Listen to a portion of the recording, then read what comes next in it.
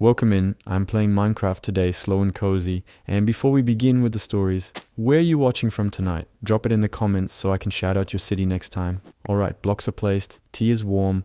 Let's start with the story. I had a boss who loved to blur. Not photos, not secrets. Boundaries. Schedules melted like ice in a cup. Job roles flexed, and his favorite word was grind, said with teeth too white to be real. I was the newest hire at a tiny creative agency that looked cooler than it paid. Exposed brick, plants with names, a neon sign that said do epic stuff, which we did, but mostly after hours. He'd pop his head over my monitor, clap and say, "You're a rock star," right before asking me to move a mountain for. At first I liked the chaos. It felt like being trusted. He let me pitch ideas in meetings and even tossed me a company card to buy snacks for a shoot. But snacks became props, props became equipment, equipment became, "Hey, could you bring your personal laptop tomorrow in case ours aren't set up?" When payday came late, he called it startup vibes. When I asked for a contract copy, he said, "We're family."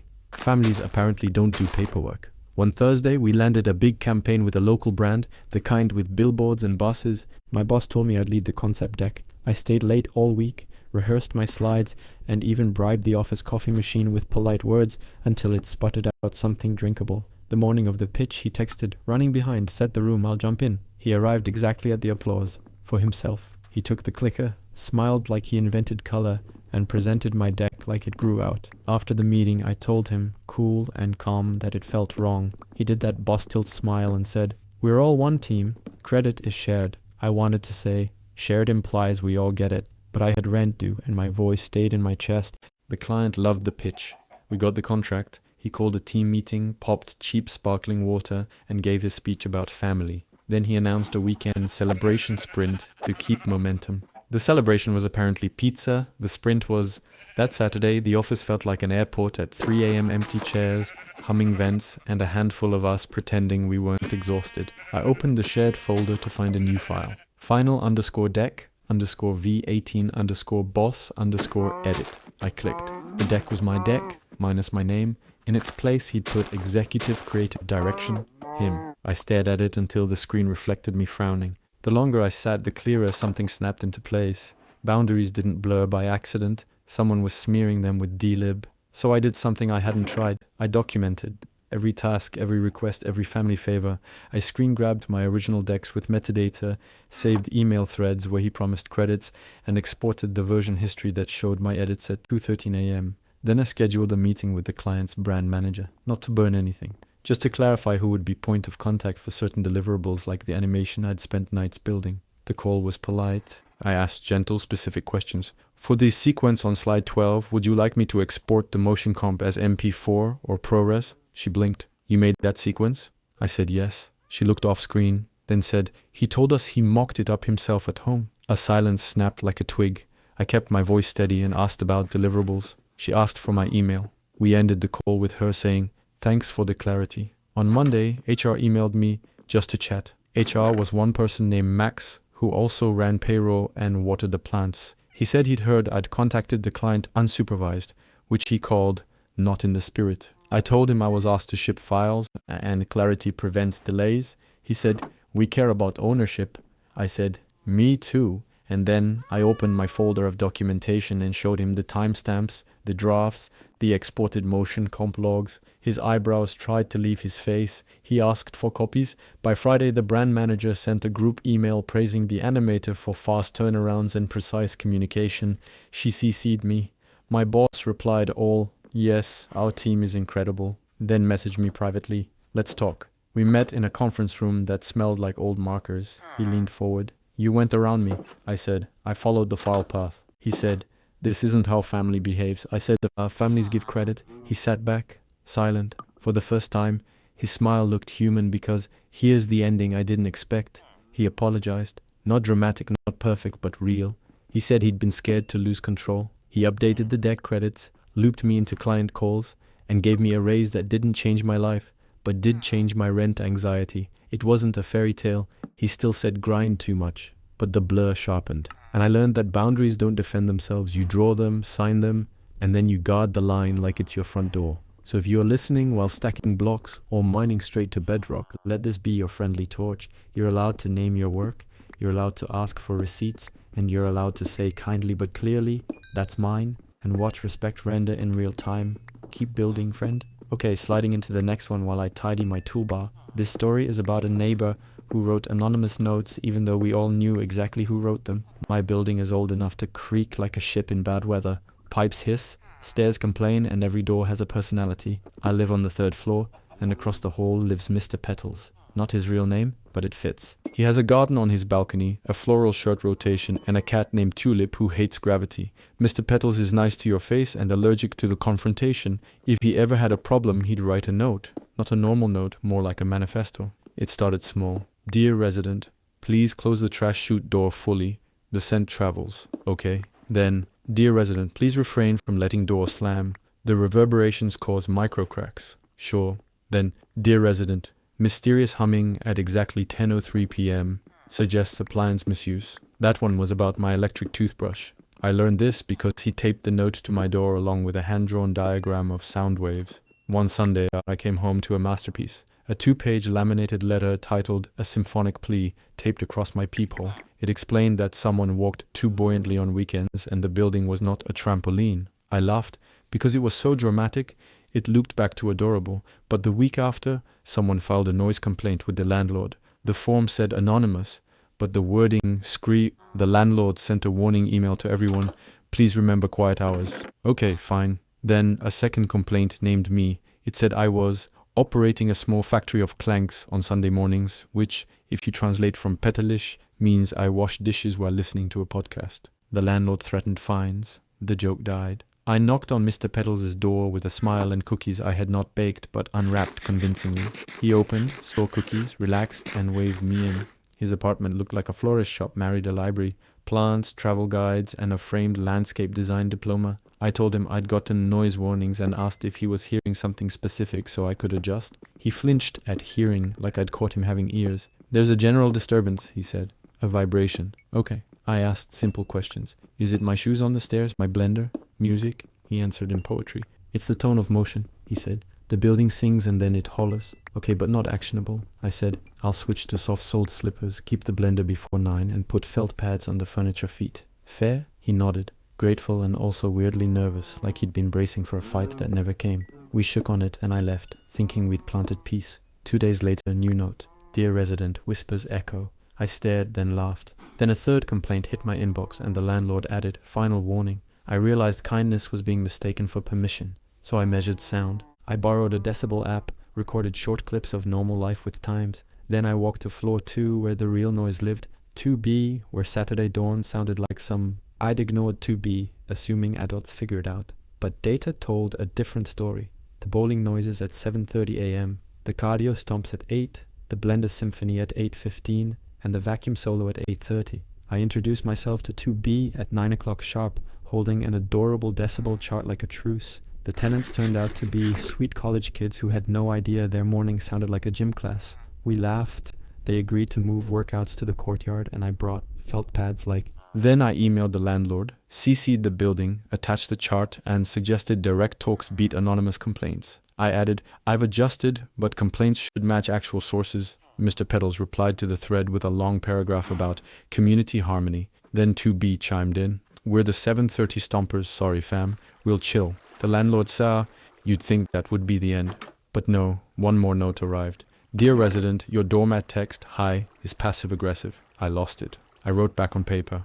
Dear neighbor, confirmed. 2B was the Saturday thump. We all adjusted. If the doormat says hi, it's because I mean it. Coffee on me. Sunday at 10. Let's actually be neighbors. I slid the note under his door. Sunday morning, there was a knock. Mr. Petals stood there holding Tulip like a furry, disapproving hat. Is the offer genuine? He asked. Yes, I said. He came in. We drank coffee and talked about small things and then big ones, how he moved after a messy divorce, how notes made him feel safe, how tiny control can feel like control over life. I told him about my family's loud dinners and how silence sometimes felt like distance. Somewhere between cups we start. I swapped my high mat for one that says, howdy. He gave me a plant that I promised not to name.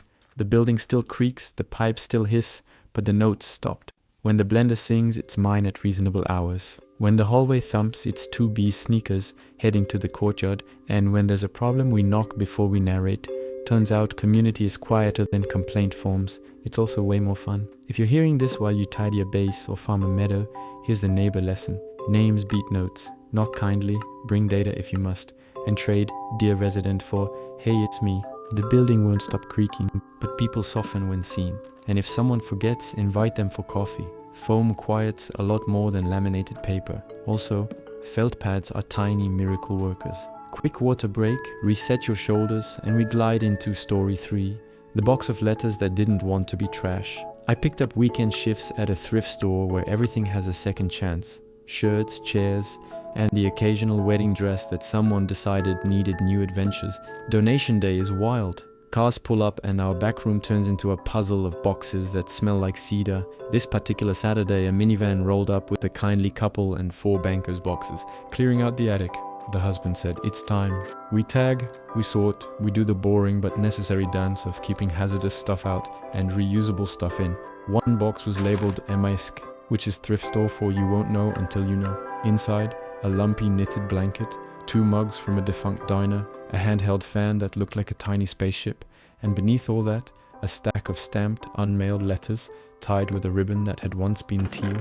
The stamps were old, the ink faded, but each envelope was sealed and addressed. Thrift has rules. We don't read private things. But this felt less like privacy and more like limbo. The couple had already driven off, and the letters weren't sent to celebrities or presidents. They were addressed to 3 names, all in the same town, all with dates from 25 years ago. The ribbon's knot fell apart in my hands, as if the box was tired of waiting. I told my manager she can find a receipt from 2008 in 3 seconds. She said, try to return them. If no Lou, I googled, made calls, and hit walls. The addresses were old, 2 were now coffee shops. I put everything back in the box, deciding that was the end, and then the first nudge happened. A customer bought the lumpy blanket, smiled and said, "My aunt used to make these, perfect for porches." Porch. The letters had a return address written as porch, back steps, like an inside joke. On my break, I bussed to the only address that still looked residential. It was a low blue house with wind chimes that sounded like a patient xylophone. I knocked, no answer. I left a note with the store number and found letters. That evening the store phone rang.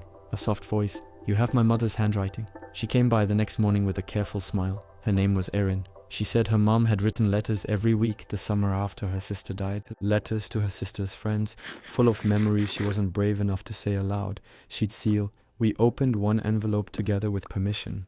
Inside was a letter full of ordinary miracles, the smell of lake water on a towel, the way a song follows you all August, the joke about porch coffee meaning no plans. There was grief, but it didn't swallow, it planted. Erin held the letter like it would fly away. "I don't know if these should be mailed now," she said. "The friends moved, some have died, but I want to honor them."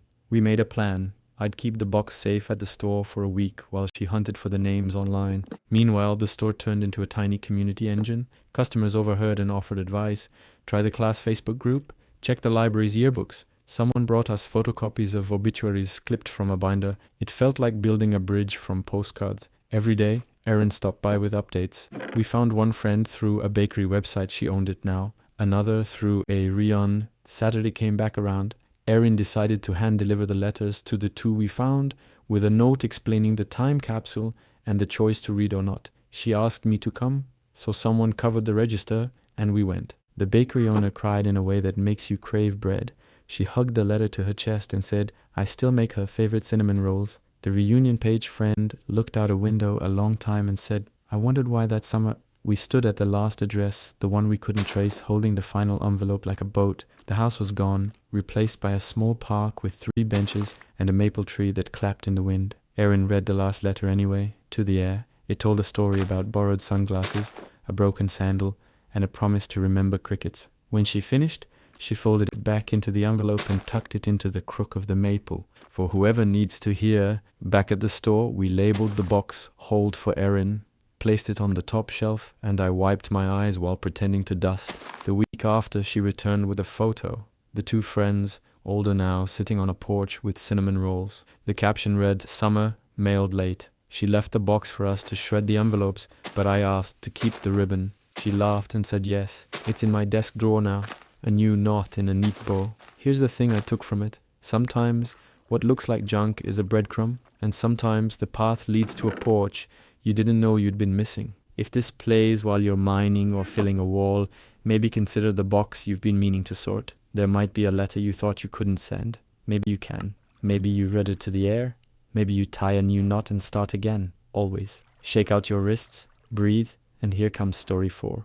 12 minutes in an elevator that felt like a tiny planet. My old apartment had an elevator with the personality of a retired actor, dramatic pauses and bad timing. It would groan and hum and then decide to work, most days. One Tuesday night, I stepped in with a pizza box and 3 strangers. There was a delivery guy, a person in gym gear, and an older woman with a tote of library books.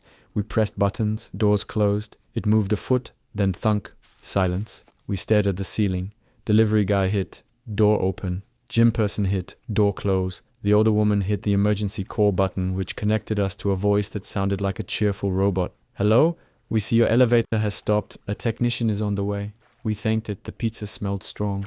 We all tried not to notice. Minutes passed strangely when you're stuck.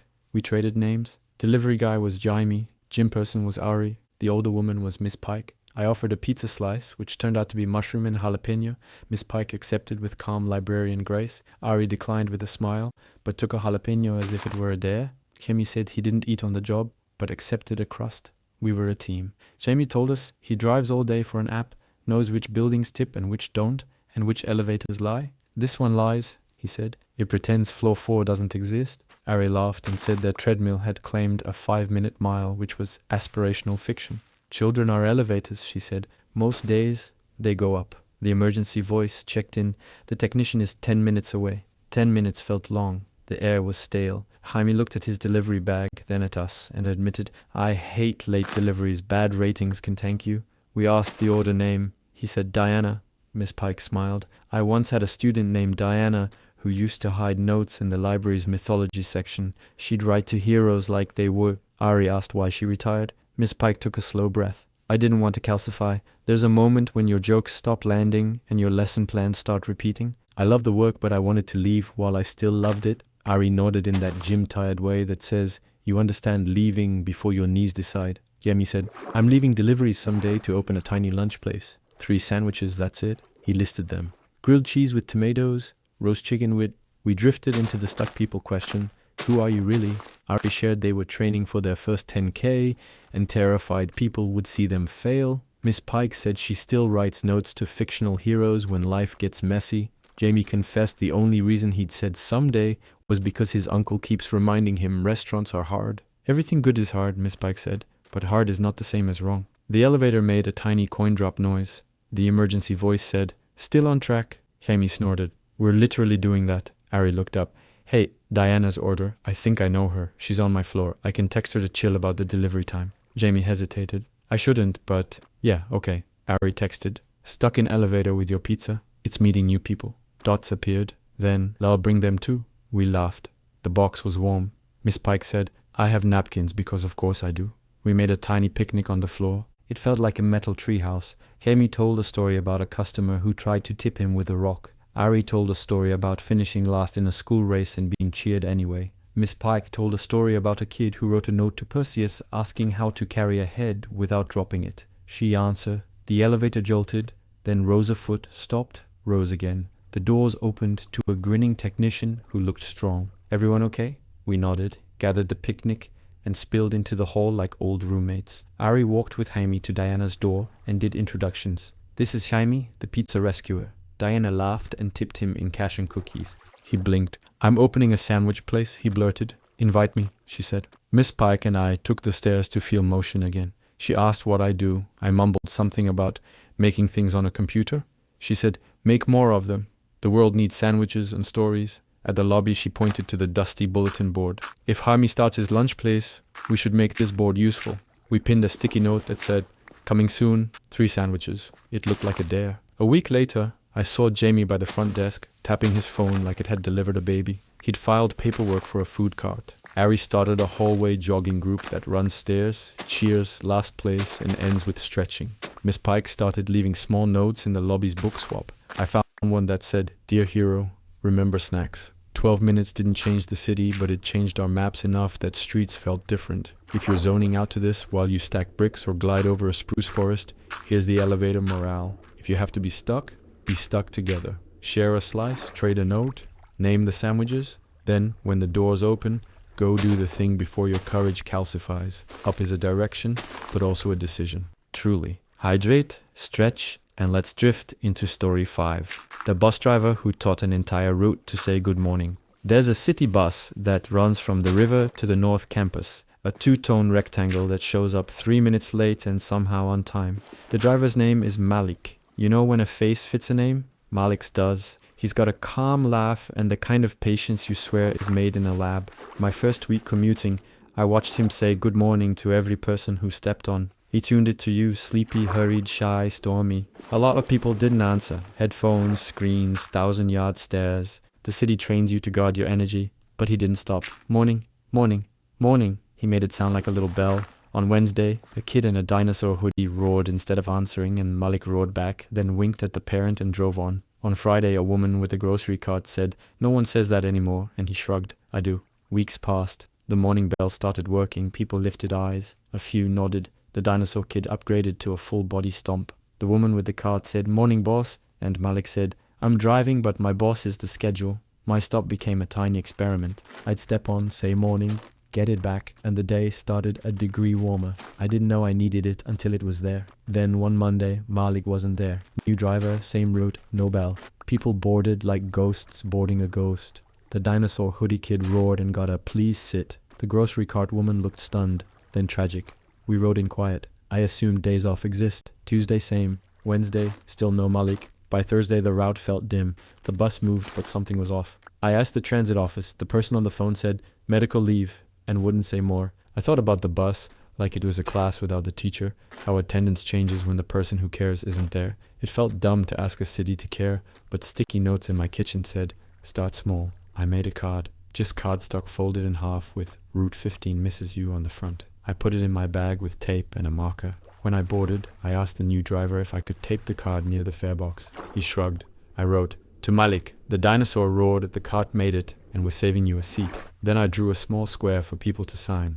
I figured maybe 3 signatures, and I'd mail it. By noon, the card was full. People signed with stories. You told me which stop had shade. You waited when you saw me run. You said morning like it was art. I added a second card, then a third. The grocery cart woman brought stickers. The dinosaur kid drew a T-Rex driving a bus. The new driver started saying morning, first quiet, then loud. A calm laugh is contagious, even when the person isn't there. The transit office called me.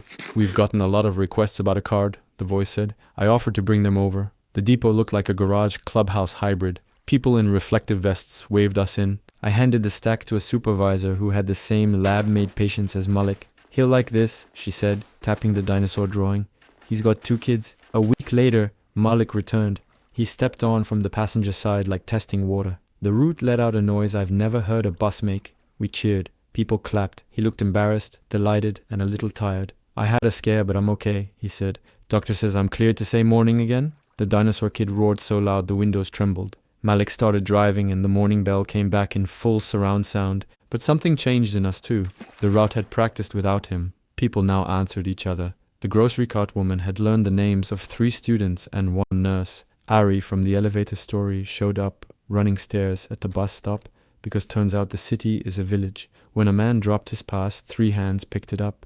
When a stroller wheel caught, someone braced the frame and someone else lifted. At the end of his shift, a few of us stayed on to ride to the depot and say hi properly. He parked, popped the door, and held the stack of cards like treasure. "I didn't know anyone noticed," he said. "You did," we said. He laughed the calm lab laugh. "It's just a habit," he said. Miss Pike would say habits are tiny spells. I told him that, and he grinned. We asked about his scare. He shared. "A dizzy spell, tests, a week of waiting for results came back okay. I just rested," he said. "First time in a long time." We asked what he did while resting.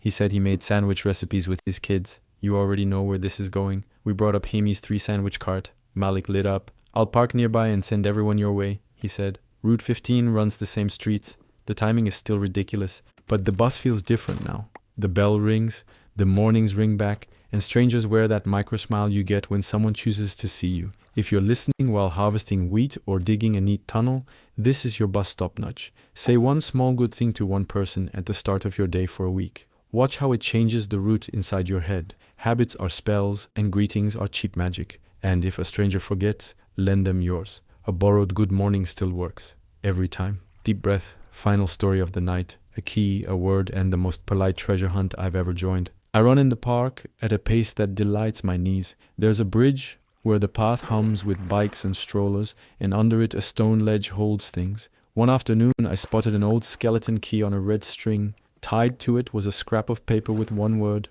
later. Later is a dare. I picked up the key, looked around for a frantic person patting pockets and saw no one. I left it there, took a picture and ran home thinking about it like a song you can't stop humming. That night the picture looked like a movie clue you shouldn't follow, but do. I went back the next day at the same time. The key was gone. In its place another scrap, bench by the pond. At the bench a kid fed ducks named after vegetables. A sign said, "Don't give them bread." I checked under the bench. There was the key. New note, maple with the lowest branch. The park has many maples. I found one with a branch so low you could high-five it. Tucked into the bark, the key, and a tiny map scribbled with landmarks like Big Rock and Drum Stump. I could ignore it or own the adventure. I chose adventure, ready to put it back if needed. The map led along a loop I'd run, without noticing half the things. The Big Rock really was big. The drum stump had a hollow sound if you thumped it. At the far end by daisies, a small green metal box waited. It wasn't locked. The skeleton key didn't fit anything, it was ceremonial. Inside, a notebook, a disposable camera, a pencil, and a note. "This is the later box. Write something for later. Take one picture. Move the key. Be kind." I looked around. Just ducks, trees, and a jogger. So I wrote a confession. I promise future me will handle everything, and future me is tired. I said I was sorry. I promised to help them out now, not just later. Then I took a picture of sun on water like coins and tucked the camera back. On previous pages, lives, someone leaving a job, someone asking a friend to wait, someone writing "I'm queer" in pencil, someone sim. I moved the key to a different landmark carefully, so the next person could find it without stumbling. On my way out, a woman in a red coat grinned and saluted me with the key when she found it under the drum stump. We didn't speak. We didn't need to. The later box became a quiet orbit. Once a week, a clue popped up. Later at the bridge, then by the willow, then check the knotted fence post. The box moved, but the rules stayed the same. Write, snap, move the key, be kind. A month in, the notebook was almost full. The camera was spent. I wrote to whoever started it. Refill? How? I left my email.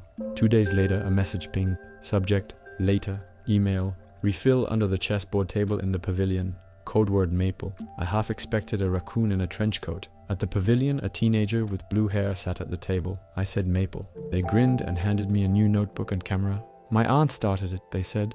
"When her partner passed, she made a box that lets people say things before life forces them to.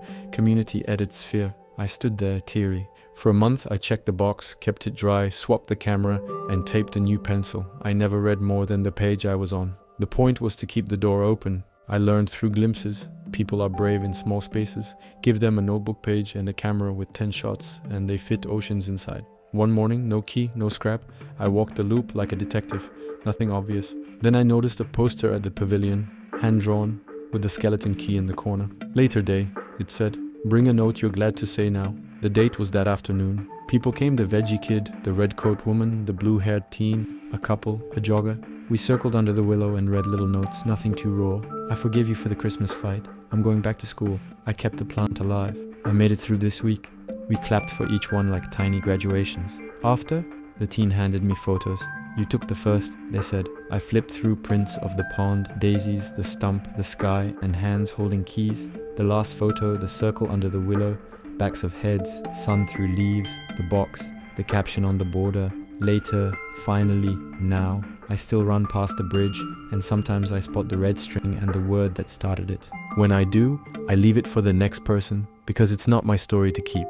If you've got this playing while you strip logs for a cabin or watch the moon rise over your lake, here's your nudge. Plant a tiny ritual for your future self. A jar, a note, a box, under a willow. Let later know you're coming, and show up early anyway. Later doesn't have to mean far away anymore either. Okay, quick sip. Shake out your mouse hand, and we roll into the next one. The library printer that acted like a ghost. Polite, helpful, and just a little bit dramatic. Our campus library had a basement lab with old PCs humming like bees, and 2 printers named P1 and P2. P1 worked like a dad who reads manuals. P2 had vibes. It would whir when no one touched it, cough up a single page with a single sentence, and then go quiet like nothing happened. At first we blamed sleep mode, then the sentences got weirdly specific. "Bring water to the exam," one page read, at 8:03 a.m., the day of a brutal midterm.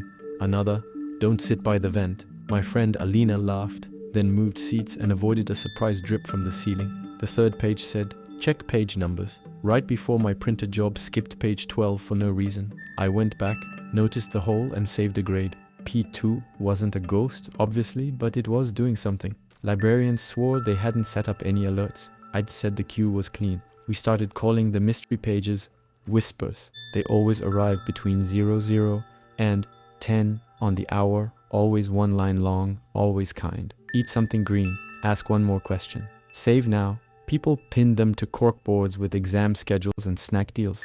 No one admitted writing them. Then came finals week, the time when caffeine becomes a personality. The lab was packed. P2 slept through 100 frantic prints, then at exactly 9 p.m., coughed up, "Take the stairs, not the elevator." Everyone side-eyed the elevator like it had feelings. I shrugged and took the stairs, which smelled like dust and old books. Halfway up, a kid tripped on the landing. I grabbed the railing and grabbed him too. He was fine, embarrassed and grateful. When we reached the main floor, the elevator doors were still stuck. A tech poking at the panel like it owed him rent. The whispers got bolder. "Tell her you liked her project. Send the email. Switch to 12 PT. Sure," but they nudged. On the last night of finals, P2 spat out a full paragraph. The page read, "If you're reading this, my name is Noor. I used to work the late shift and leave encouragements in the queue because the lab felt like a spaceship full of lonely astronauts. I graduated last year and moved away. This basement got me through a lot.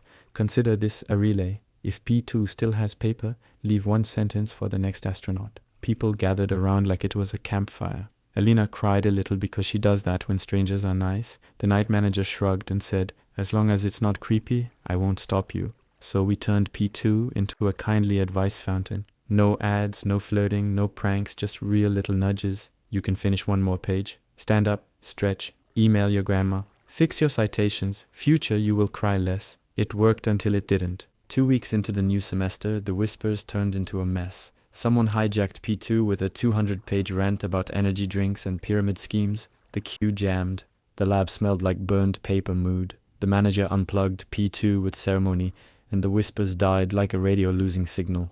People grumbled and drifted back to P1, which did its boring job perfectly. Alina looked at me. "We could do this without a printer," she said, as if she'd invented walls. We grabbed markers and a stack of sticky notes and taped up a board near the lab door labeled "Whispers, Manual Mode, Rules, One Line, Kind and Harmless, No Names, No Spam, No Shaming. Translate if you can." By midnight, the board looked like a quilt. "Drink water. Take breaks. You're not behind, you're human. Margins are friends. And my favorite, you won before, you'll win again." The board stayed. The janitor straightened the edges like it was a bulletin suit. Librarians added a small basket of earplugs and tea bags under it with a sign, "Please, leave some for the next astronaut." Someone printed Noor's paragraph and framed it. One night, a first year stood in front of the board, breathing like she'd run a mile. She traced one note with her finger, "Ask for help, it's allowed," and then walked to the desk and did exactly that. The librarian stood, walked around the counter, sat beside her, and the whole room felt like it tilted toward yes. A month later, a small envelope appeared at the board, addressed to Basement Astronauts. Inside was a photo of 3 people in New City Light holding coffee, smiling like they didn't sleep enough but meant to. On the back, "Love from Norco. Keep the relay going." We taped it up crooked and left it that way because it felt honest. End of the year, P2 returned with a new network card and a small sticky on its side. "Talk nicely to me and I will not jam." We patted the plastic like you pat a stubborn dog, and it behaved. The whispers continued off printer on paper. The lab still hummed, the bees still buzzed, and finals still hurt. But there was a board that said, "Stand up," and a room full of strangers who didn't feel like strangers anymore. And when the elevator dinged wrong, we already had stairs in our legs. On the last night before winter break, a snow squall brushed the windows like TV static. Half the lab migrated upstairs for cocoa, but a few of us stayed. We traded pens and playlists, swapped tips on wrangling citations, and decided the board needed one permanent line. Alina wrote it in block letters, "We're not behind, we're on a path." And everyone added a tiny star. The stars looked like cursor blinks, patient, waiting. When we left, the hum sounded friendlier than any lullaby. That night, promise, last refill, sip some water, and drift with me into the closer. The night a tiny diner taught me to reset a day in 6 moves. There's a corner place that glows like a saved file at 1 a.m. neon cup, checker floor, chrome stools. It's called Dots because the owner, Dorothy, wears her name like a badge, and because her menu uses dots instead of bullets. If you're lucky, she slides you a mug before you sit. If you're luckier, she talks. I found Dots after a day that felt like a computer freeze. No disaster, just lag. Little failures stacked until everything hummed wrong. Dot poured coffee, studied my face, and said, "You look like a reboot." I told her my day needed a factory reset. She nodded and tapped the counter like a coach calling a play. 6 moves, she said. 1. Salt something, pretzels, fries, tears, whatever. Salt reminds your body you're not a ghost. 2. Warm your hands. Mugs, pockets, sink water. Warmth and pulse are cousins. 3. Name 5. True things out loud, not feelings, facts. 4. Give someone a job they can finish in 2 minutes. 5. Complete a 2-minute job yourself. 6.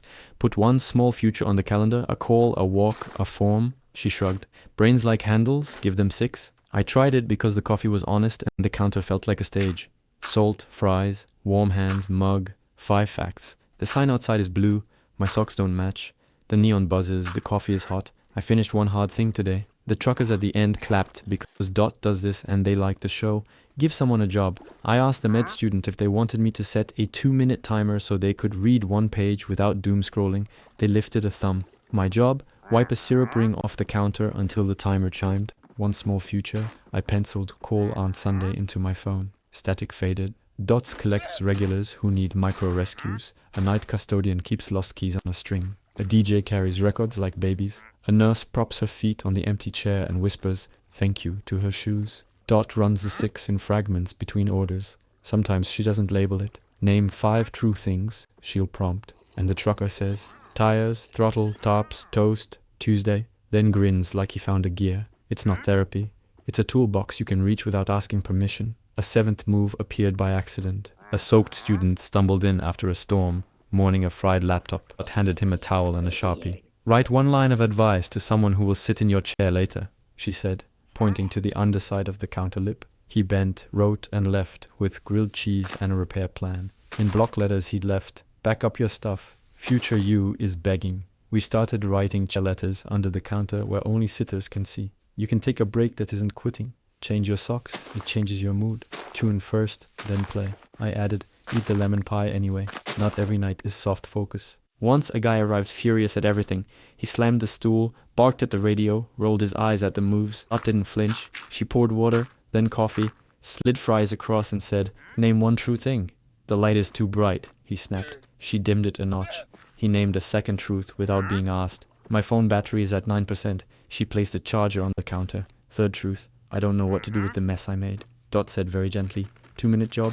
List 3 next steps, small as possible. He wrote, email, sweep, sleep. The room exhaled. The 6 moves travel. A barista across town keeps mugs of hot water so people can warm hands while they wait. The custodian pins a spare hook at the bus stop for found keys. The DJ sets a crate labeled, name 5 songs you love without thinking. And strangers talk like neighbors. Someone prints a tiny zine of chair letters and leaves copies in the laundromat. Dot rolls her eyes and stocks more Sharpies. During renovations, the city felt unmoored. We taped a paper circle on the window. Back soon, and people drew little dots around it like confetti. The first night back, Dot slid out a shallow drawer labeled 6 moves kit. Inside, napkins, Sharpies, a salt shaker with a smiley face, 2 spare chargers, sticky notes for one small future, and a cheap kitchen timer. Take what you need, bring it back, add something if you can, she said. I used the kit on a day when a plan collapsed so messily it felt personal. Inbox.